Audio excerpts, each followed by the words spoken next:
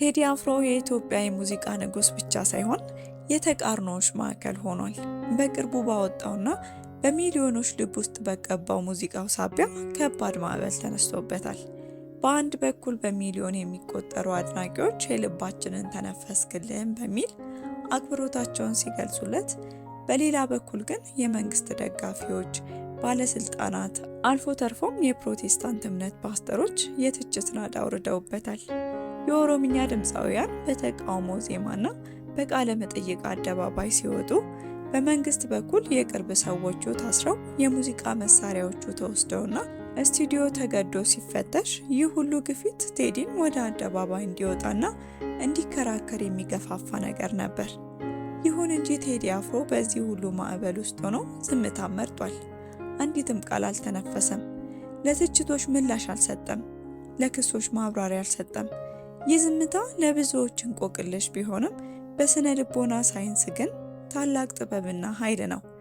ዛሬ በዚህ ቪዲዮ ከዚህ የቴዲ ዝምታ ምን መማር እንዳለብንና ዝምታ በህይወታችን ውስጥ ያለውን ሳይንሳዊ ጠቀሜታ እናያለን። በስነ ልቦናው ዓለም ዝምታ ባዶነት አይደለም፣ ይልቁንም ከፍተኛ የሆነ ተቃውሞና ራስን የመግዛት መግለጫ ነው። ሳይንሳዊ ጥናቶች እንደሚያሳዩት አንድ ሰው ሲተቻችሁ ምላሽ ከሰጣችሁ የጭቅጭቁን ውደት ታረዝሙታላችሁ። ዝም ስትሉ ግን ተቃዋሚዎቻችሁ ለሚፈልጉት የቃላት ጦርነት ነዳጅ አላርከፈከፋችሁም ማለት ነው። ትልቅ ጫና ባለበት ወቅት ዝምታን መምረጥ አይምሮ የበሰለ መሆኑን ያሳያል። አሚዳላ የምንለው የጭንቅላታችን ክፍል በስሜት ተገፋፍተን ስህተት እንድንሰራ ሲገፋፋን፣ ዝምታ ግን ምክንያታዊ የአይምሮ ክፍል ፕሪፍሮንታል ኮርቴክስ የበላይነት እንዲይዝ ያደርጋል። ዝምታ በጽሞና ከማሰላሰል ወይም ሜዲቴሽን ጋር ቀጥተኛ ግንኙነት አለው። ደም ግፊትን በመቀነስና የኮርቲዞል ሆርሞንን መጠን ዝቅ በማድረግ ሰውነታችን ራሱን እንዲያክም ይረዳል። ታላላቅ የፈጠራ ሰዎች ዝምታን የሚመርጡት ወደ ውስጣዊ ማንነታቸው ለመመልከት ነው። ቴዲ በዚህ ዝምታ ውስጥ ምናልባትም ለቀጣዩ ጥበቡ የሚሆኑትን ግብአቶች እያከማቸ ሊሆን ይችላል። ዝምታ ወርቅ ነው የሚለው አባባል እዚህ ጋር ነው የሚሰራው። ሰዎች ስለ እናንተ ሁሉንም ነገር ካወቁ ሊቆጣጠሯችሁ ይችላሉ። ዝም ስትሉ ግን ሊገምቷችሁ አይችልም። የቴዲ ዝምታ ጠላቶቹን ግራ ሲያጋባ፣ ደጋፊዎቹን ደግሞ ምን እያሰበ ይሆን በሚል ጉጉትና አክብሮት ውስጥ እንዲቆዩ ያደርጋል። በየቦታው ለሚነሳበት ትችት ምላሽ የሚሰጥ ሰው ክብሩን ይቀንሳል። ዝምታ ግን ለእነዚህ ትችቶች ምላሽ መስጠት ከኔ ደረጃ በታች ነው የሚል መልእክት በውስጥ አዋቂነት ያስተላልፋል። በህይወት ውስጥ ዝምታን መለማመድ የሚቻለው ትክክል መሆናችሁን ለማስረዳት ከመጣር ይልቅ ዝም ብላችሁ በማዳመጥ ማዕበሉ እንዲያልፍ ማድረግ ስችሉ ነው። በማህበራዊ ሚዲያም ሆነ በገጽ ለገጽ ንግግር ለስድብ የሚሰጥ ምርጡ ምላሽ ዝምታ ነው። በቀን ውስጥ ቢያንስ 10 ደቂቃ ስልካችሁን አጥፍታችሁ በዝምታ ተቀመጡ። ያኔ አይምሯችሁ ማውራት ይጀምራል።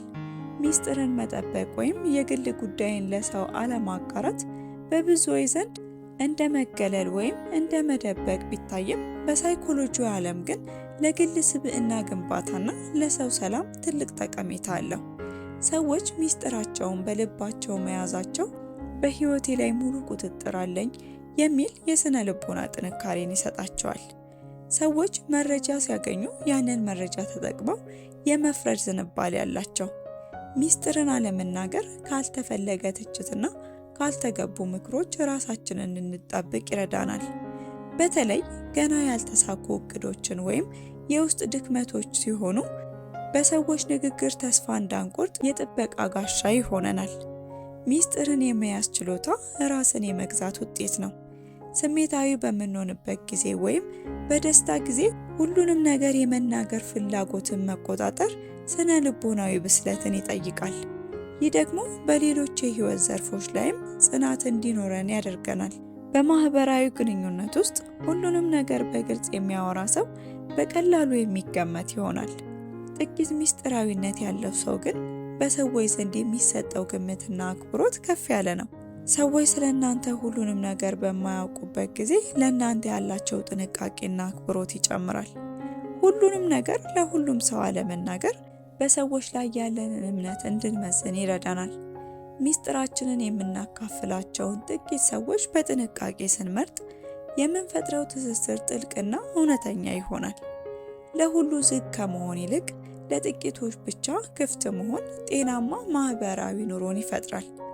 የሳይኮሎጂ ጥናቶች እንደሚያሳዩት አንድን ትልቅ እቅድ ወይም አዲስ ሀሳብ ለሰዎች ቀድመን ስንናገር አይምሯችን ግቡ ላይ የደረስን ያህል እርካታ ይሰማዋል።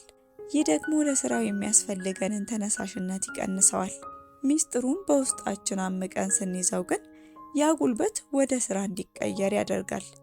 ሚስጥር መያዝ ማለት ራስን ማግለል ሳይሆን የውስጥ ማንነትን ማጠንከር ነው።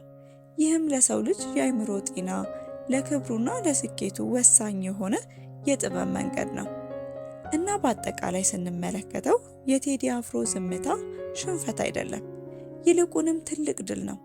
የሙዚቃ መሳሪያው ሲወሰድበት፣ የቅርብ ሰዎቹ ሲታሰሩበትና ስሙ ሲጠፋ፣ በልዩ ልዩ መንገድ ሰዎች ትችት ሲያበዙበት ዝም ማለቱ ከሚወረወርበት ድንጋይ በላይ የቆመ ስብዕና እንዳለው ያሳያል። ዝምታ የደካሞች መሸሸጊያ ሳይሆን የጠንካሮች የጦር መሳሪያ ነው። እናም በህይወታችን የሚገጥመንን ፈተናዎች በጩኸት ሳይሆን በዝምታ ጥበብና በጽናት ለማለፍ ከዚህ መማር እንችላለን። የዛሬውን ቪዲዮ እዚህ ላይ አበቃው። እናንተም ሀሳብ አስተያየታችሁን በኮሜንት አጋሩኝ። ላይክ፣ ሼር፣ ሰብስክራይብ ማድረግ አይረሳ። በሌላ ቪዲዮ እስክንገናኝ በቸር ቆዩ።